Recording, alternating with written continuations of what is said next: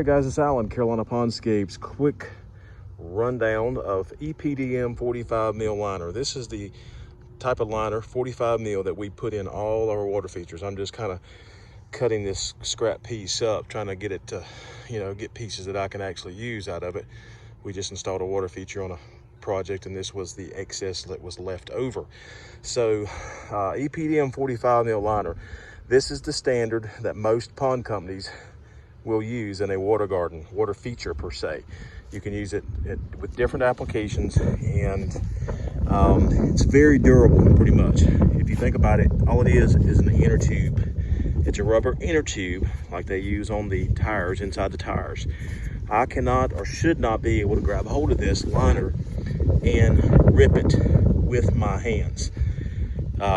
If I can, I probably could, because me, I was known as the Incredible Hulk back then, but as I got older, I can't do that stuff anymore. But anyway, 45 mil liner should not rip by just grabbing hold of it and just tearing it. You can put a 3,000, 4,000, 5,000 pound boulder on this liner, knowing that you have a good clean base up underneath it, and you will not put a hole in it.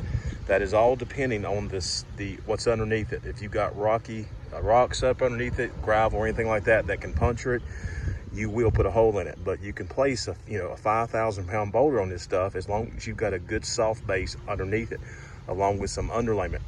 The thing about it also is the 5,000 pound boulder or the 150 pound boulder, once you put it on this particular liner and you start twisting that boulder on liner, that is where you're going to put a hole in it. It's going to twist it, it's going to tear it, and then if you're not aware of it, especially when you're building water features, there's a hole there, and if no one is aware of it, that's like seeking out a needle in a haystack for anybody that's inexperienced.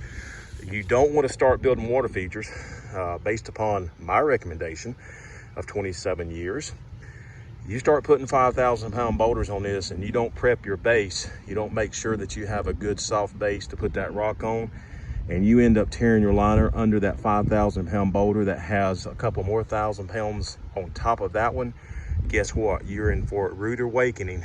And if you don't have insurance for your company as far as installing water features, guess what? It will kick in, because you're going to take the hit on that, because you failed to properly pad this particular liner. But anyway, 45 mil liner. If you plan on using a water garden or installing a water garden, quit using that stuff at Home Depot. The stuff will crack over 10 years, 5 years, whatever. Even the preformed ponds, plastic ponds that you see, those are going to crack over a period of 7 years because of UV damage. This is ultraviolet light protected. Also, if you ever put a liner in the pond and you don't put stone on top of the liner, it's a good idea to make sure that you look for writing on the liner. Sometimes they'll print it on both sides, sometimes it's printed on one side.